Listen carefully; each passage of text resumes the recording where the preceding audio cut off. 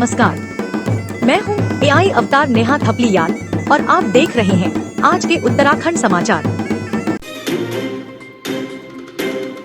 Kotdwar Pauri national highway पर सड़क चौड़ीकरण लोगों के लिए जान का खतरा बना हुआ है।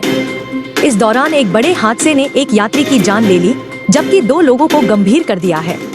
पौड़ी नेशनल हाईवे पर रविवार अपराह्न एक बोल्डर के बोलेरो वाहन पर गिरने से वाहन में सवार एक व्यक्ति की मौके पर ही मौत हो गई, जबकि चालक समेत अन्य 2 लोग गंभीर रूप से घायल हो गए। थानाध्यक्ष सतपुली अनिल चौहान ने बताया कि कोटद्वार पौड़ी नेशनल हाईवे पर एक बोलेरो वाहन में सवार होकर कुछ लोग दिल्ली से धारी देवी दर्शन के लिए जा रहे थे। हाईवे पर गुमखाल से सतपुली की ओर सतपुली मल्ली के पास पहाड़ से एक भारी भरकम बोल्डर अचानक वाहन के ऊपर गिर गया, जिससे गाजियाबाद नंबर के वाहन के परखच्चे उड़ गए। हादसे में केरल निवासी श्रीकांत की मौके पर ही मौत हो गई, जबकि उदय और सर्नजीत निवासी जहांगीरपुर दिल्ली गंभीर रूप से घायल हो गए। घटना की सूचना मिलने पर सतपुली पुलिस और SDRF की टीम ने तत्काल मौके पर पहुंचकर बचाव कार्य शुरू करते हुए शव को वाहन से निकाला और घायलों को हंस अस्पताल सतपुली पहुंचाया।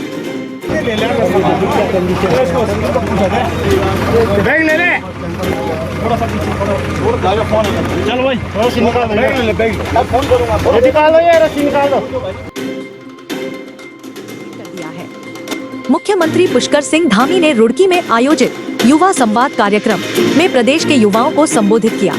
उन्होंने कहा कि उत्तराखंड का युवा प्रदेश और राष्ट्र के उज्जवल भविष्य का आधार है। आज भारत विश्व का सबसे युवा देश है और युवाओं की ऊर्जा, नवाचार तथा प्रतिभा ही विकसित भारत के निर्माण की सबसे बड़ी शक्ति है। मुख्यमंत्री ने कहा कि युवाओं को वोट बैंक नहीं, बल्कि विकसित भारत का सबसे सशक्त स्तंभ मानते हुए उनकी शिक्षा, कौशल, नवाचार और स्वरोजगार को बढ़ावा देने के लिए अनेक ऐतिहासिक पहल की गई है। उन्होंने कहा कि startup India, stand up India, digital India, skill India, खेलो इंडिया तथा प्रधानमंत्री मुद्रा योजना जैसी पहलें युवाओं को आत्मनिर्भर और रोजगार सृजक बनाने में महत्वपूर्ण भूमिका निभा रही हैं। इस अवसर पर राज्यसभा सांसद कल्पना सैनी, परिवहन मंत्री प्रदीप बत्रा सहित बड़ी संख्या में युवा उपस्थित रहे। तो मैं अपने सभी युवा साथियों से कहना चाहता हूं कि मैं भी आप ही सबकी तरह बाल्यकाल से ही एक सामान्य स्थितियों और सामान्य परिस्थितियों में पला बड़ा हूँ और एक सामान्य परिवार में पैदा होने वाले बेटे या बेटी को जिन जिन चुनौतियों का सामना करना पड़ता है, वो सभी को मैंने नज़दीक से देखा है। इसलिए मैंने पहले दिन से 4 जुलाई 2021 को मैंने देवभूमि उत्तराखंड के मुख्य सेवक के रूप में पद और गोपनीयता की शपथ ली और उसी दिन से मैंने सोचा था कि किसी भी नौजवान युवा के सामने जो चुनौतियां होती हैं, उन चुनौतियों को हल करने के लिए उनको उनके जीवन में सफलता मिले, उनका करियर बने, उसके लिए हमारी सरकार वो हर संभव प्रयास करेगी जो नौजवानों के संबोधित किया। पौड़ी गढ़वाल जिले के नैनीडांडा विकासखंड के अंतर्गत ग्राम सभा बनासी तल्ली में गुलदार के हमले में एक महिला की दर्दनाक मौत हो गई, जिसके कारण लोगों में आक्रोश व्याप्त है। पौड़ी गढ़वाल जिले के नैनीडांडा विकासखंड के अंतर्गत ग्राम सभा बनासी तल्ली में गुलदार के हमले में एक महिला की दर्दनाक मौत हो गई। महिला गांव की दूसरी महिला के साथ जंगल में घास काटने गई थी, तभी घात लगाए बैठे गुलदार ने उस पर अचानक हमला कर दिया। घटना के बाद पूरे क्षेत्र में दहशत फैल गई है। जानकारी के अनुसार गांव निवासी सुशीला देवी अपनी साथी शांति देवी के साथ गांव के ऊपरी जंगल क्षेत्र में घास काटने गई थी। दोनों महिलाएं रोज की तरह अपने काम में जुटी थी कि तभी झाड़ियों में छिपे गुलदार ने अचानक सुशीला देवी पर हमला बोल दिया। गुलदार उन्हें घसीटते हुए जंगल की ओर ले गया। काफी खोजबीन के बाद घटनास्थल से कुछ दूरी पर सुशीला देवी का शव बरामद हुआ। इसके बाद आक्रोशित ग्रामीणों ने सड़क पर जाम लगा दिया। लोगों ने प्रदेश सरकार और वन मंत्री के खिलाफ प्रदर्शन किया। मौके पर पहुंचे विधायक दिलीप रावत भी ग्रामीणों के साथ धरने पर बैठ गए। विधायक दिलीप रावत ने वन विभाग के प्रति नाराजगी जताते हुए कहा कि क्षेत्र में लंबे समय से गुलदार की गतिविधियां बढ़ रही हैं, लेकिन प्रभावी कार्रवाई नहीं होने से लोगों की जान जोखिम में पड़ रही है।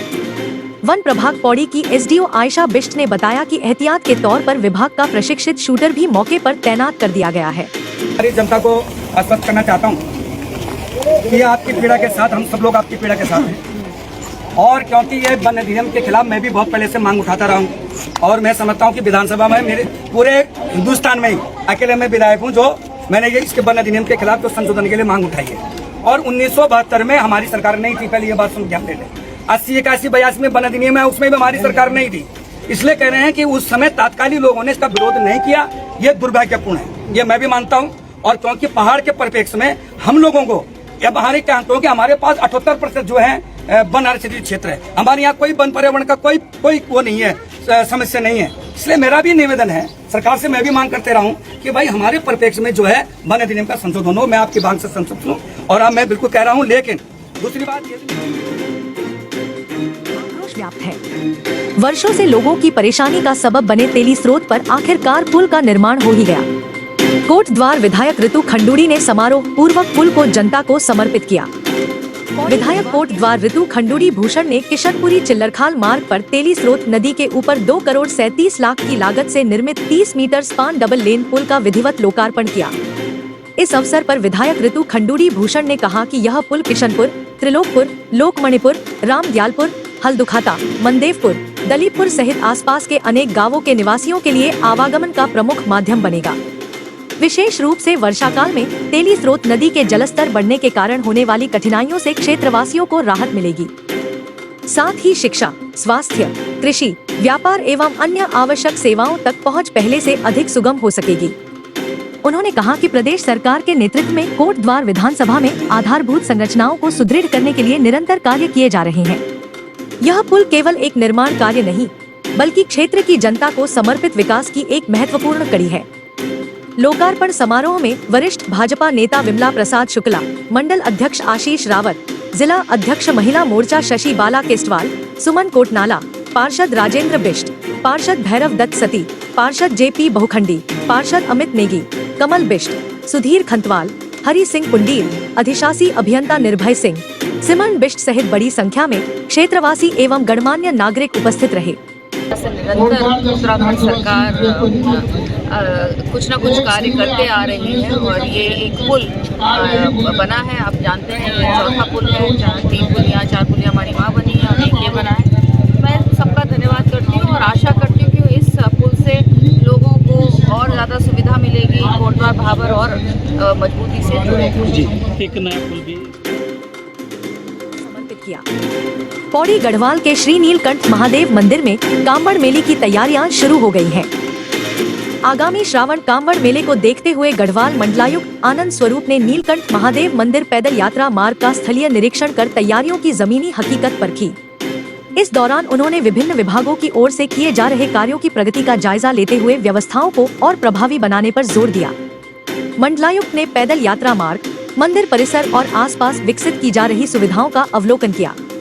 उन्होंने कहा कि कांवड़ मेले के दौरान श्रद्धालुओं की सुरक्षा, सुचारू आवागमन और आवश्यक सुविधाओं की निर्बाध उपलब्धता सुनिश्चित करना प्रशासन की सर्वोच्च प्राथमिकता है। इसके लिए सभी विभाग आपसी समन्वय के साथ समयबद्ध और जिम्मेदारीपूर्ण ढंग से कार्य करें। निरीक्षण के दौरान अपर आयुक्त उत्तम सिंह चौहान, उप जिलाधिकारी चतर सिंह चौहान, विभिन्न विभागों के अधिकारी एवं कर्मचारी उपस्थित रहे।